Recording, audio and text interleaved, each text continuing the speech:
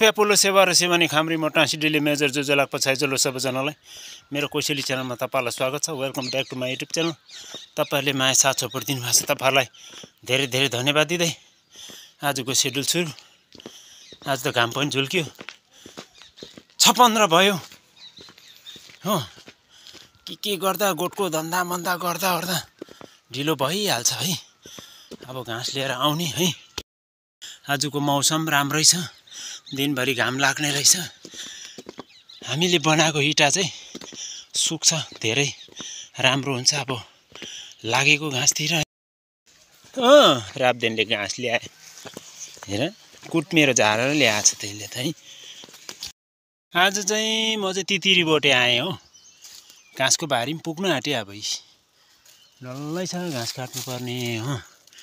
अब चाहिँ दिन सुक्ने खालके घाम लाग्दैछ होइन, खरेटी लाग्छ।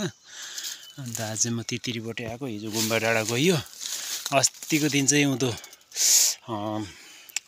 मैनाटार गएँ हो। अन्त अब आज अलिक ढिलो होला जस्तो हुँदैछ, त्यसले गर्दाखेरि चाहिँ आज म तितिरी बोटे आएको है। घाँसबाट आएर पनि खानासाना खाएर पनि लागेको मेलोमा। अनि अब आज 124-24वटा फर्मा छ है, फट्टा छ, त्यो काठ छ, त्यसमा बनाउनु पर्ने। आज हामी 3 भाइ मात्रै छौँ त। साइला याङ गयो, साइला याङ गएर छिटै आउँछ होला। अनि आज हामी माइला कान्छामा छौँ। फकाफक बनाएर फेरि सुकाएर भोलि उठाएर फेरि भोलि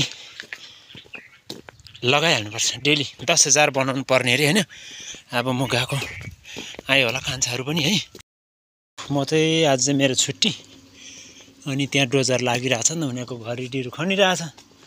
आज चाहिँ मेरो चाहिँ छुट्टी। अनि अब एक भारी घाँस लिएर आउनु पऱ्यो। अहिले बिहान चाहिँ मैले सघाइदिएँ, काम कुरो अब परेन होइन। एक भारी घाँस लिएर आउँछु त्यहाँबाट, अन्त चाहिँ आज बिसाइ हुन्छ। हिजो थाके पनि पुरा।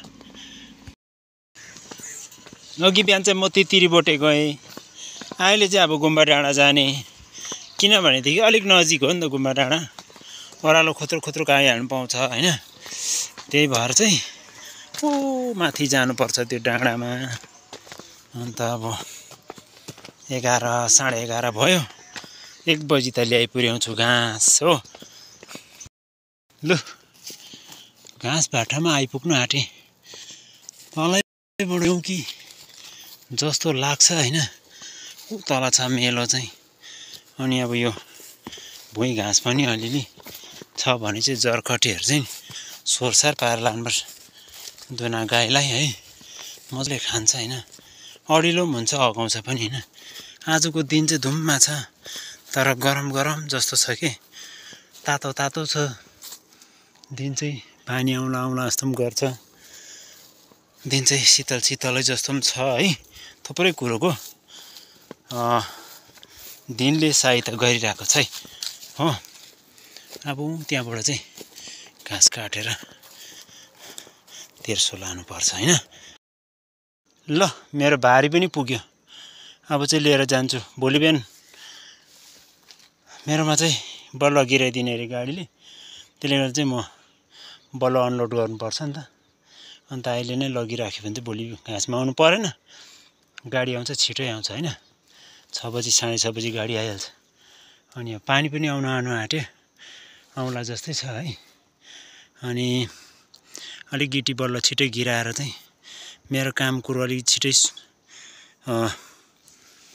थाल्नु पर्ने पनि छ होइन। किनभनेदेखि बर्खा लागेपछि गिटी बल्ल आउँदैन, अनि बर्खा लागेपछि पानीले गर्दा दिँदैन पनि।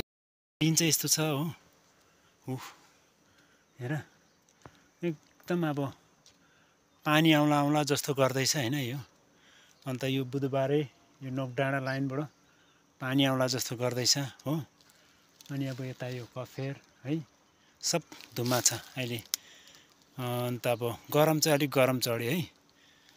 अब चाहिँ मेरो भारी पनि पुग्यो, अब चाहिँ म लिएर जाने। अनि एकछिन फेरि काम कुरो भयो भने चाहिँ केटाहरूलाई एकछिन सघाउने, होइन भने चाहिँ उनीहरूले सक्यो भने चाहिँ ठिकै छ होइन।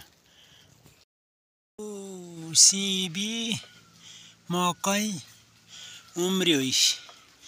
यहाँ एक फुक्रा रोप्नु लगाएको नि त कि यता उम्रियो। ऊ तलको गरामा पनि रोपेको छ सिमी है। लसुन चाहिँ खन्ने बेला भएकै छैन अझै पनि, अझै यसको मेच्युर भएकै छैन हैन। छ्याबी चाहिँ भयो अब प्राय यो हुँदैन पनि है। अनि मेरो गाईको गोठको धन्दा पनि सकेको, अब बाछा बान्छु हैन। आजको लागि मेरो काम सकियो। ल चैता लाग्यो, अब चाहिँ न्याउल कराउनु सुरु है। हेर बिचारा बिहानदेखि कराउँछ, बिहानदेखि यसमा फलेदोमा बसेर कराउँदैछ। ओ माथि रहेछ। ल काराङकोरिङ हेर, आम्बो ओ काराङकोरिङ गयो। मामा यो चाहिँ काराङकोरिङ है, काराङकोरिङ हिमाल फर्केको मधेसबाट। काराङकोरिङ पनि हिमाल फर्के, मधेसबाट हिमाल फर्क्यो। यसो चाहिँ मधेस हो हैन। यहाँबाट चाहिँ अब यसो हिमाल फर्केको, हिमाल चाहिँ यता पर्छ हैन। अब चाहिँ गरममा बस्नु सक्दैन नि त हैन। त्यसले गर्दा चाहिँ अब फर्क्यो उनीहरू हैन। यहाँलाई जस्तो भइरहेको थियो, अहिले अलिकति उज्यालो आयो। पानी आउँछ भनेर आज हामीले इँटा पनि बनाइएन। त्यसले गर्दाखेरि चाहिँ म यो पोस्टको लागि फेरि रड काट्नु सुरु गरेँ। 6वटा भयो हैन। अस्तिको योले 7वटा हुन्छ हैन। अब मैले 5वटा बनाउनु छ पोस्टको रड है। अनि घरमा बस्दाखेरि चाहिँ मेरो यो कुरोलाई यहाँ सुरु गरेँ भने चाहिँ म यसरी घरमा बस्दाखेरि चाहिँ म आफै एक्लै काम गर्नु सक्छु नि त हो। त्यसले गर्दाखेरि चाहिँ एकछिन नानीलाई डाई माग्नु पठाउनु पर्छ। मेरोमा डाई छैन। माथि एकछिन डाई लिएर आइज ल नानी भन्नुपर्ने छ हैन। एकछिन पर गएर त्यसलाई हराउँछु काम है।